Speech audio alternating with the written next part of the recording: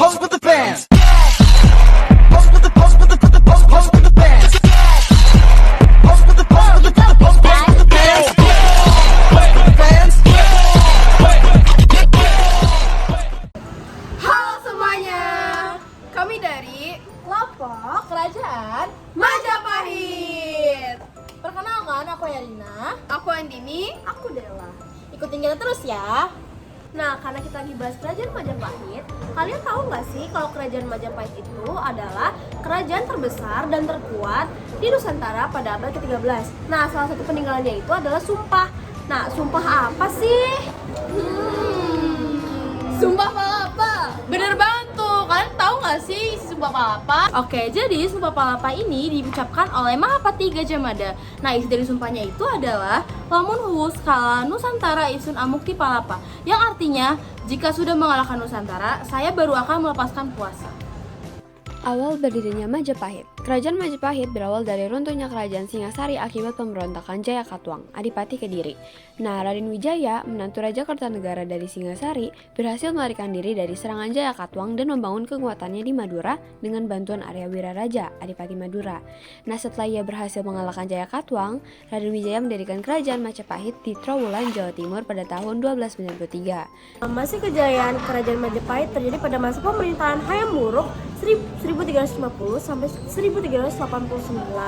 Raja-raja yang pernah memerintah pada era Majapahit. Yang pertama ada Raden Wijaya yang memerintah pada 1293 sampai 1309. Dia merupakan pendiri sekaligus raja pertama Majapahit, dibantu oleh Arya Wiraraja dalam merintis berdirinya kerajaan Majapahit. Yang kedua ada Raja Jayanegara yang memerintah pada 1309 sampai 1328. Nah, pada masa pemerintahannya ia berhasil mengatasi pemberontakan.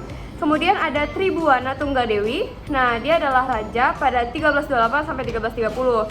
Nah, pada masa kekuasaannya diakhiri dengan gelar yang diberikan kepada adiknya karena dia tidak memiliki seorang putra. Kemudian pada era Hayam Wuruk, kita singkat. Nah, Hayam Wuruk merupakan raja yang termuda. Dia juga dibantu oleh Mahapati Gajah Mada dalam masa pemerintahannya dan merupakan era terbesar dan terjayanya Majapahit. Dan terakhir di sini ada Wikramawardhana. Nah, dia adalah salah satu dari putri mahkota Kusumawardhani yang naik tahta menggantikan ayahnya bersuami Wikramawardhana. Oke, selanjutnya adalah kehidupan sosial dan budaya dari Kerajaan Majapahit sendiri. Nah, untuk bidang agama yang berkembang pada Kerajaan Majapahit adalah agama Hindu dan Buddha dengan toleransi tinggi antara kedua agamanya.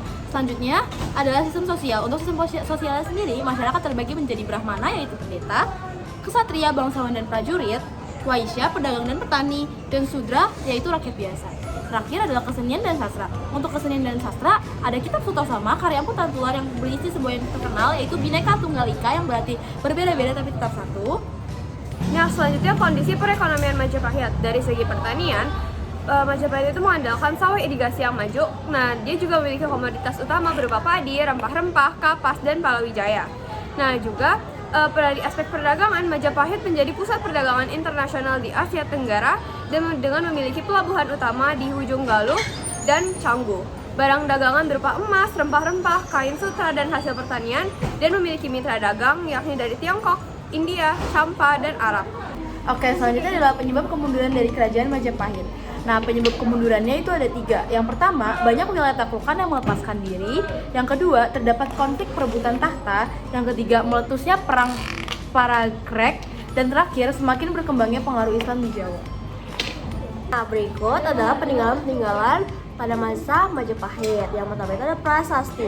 Ada prasasti Kudadu, prasasti Sukamarta, prasasti Prapancasapura, prasasti Ringin Pitu, prasasti Wurare, prasasti Balawi, prasasti Parung, prasasti Biluluk, prasasti Karangbogem, prasasti Katiden, dan prasasti Canggu, prasasti Jiwu.